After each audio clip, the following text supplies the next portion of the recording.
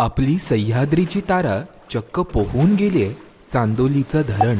हो हो, मगरींनी भरलेलं चांदोलीचं धरण, तेही 1.5 किलोमीटर न थांबता. हे करून ताराने महाराष्ट्रातील व्याघ्र संवर्धनामधील एक ऐतिहासिक नोंद केली. झालं असं की 18 डिसेंबर रोजी पहाटे विलग्नवासाच्या पिंजऱ्यातून बाहेर पडल्यानंतर STR-T5 म्हणजेच ताराने सोनारलीचे पठार गाठले. या पठारावरच ती दिवसभर बसून राहिली. त्यानंतर 19 डिसेंबर रोजी ती पठारावरून खाली उतरली आणि चांदोली धरणाच्या बॅकवॉटरच्या दिशेने चालू लागली. बॅकवॉटरच्या भागात पोहोचल्यानंतर दिवसभर त्या ठिकाणी बसून राहिली.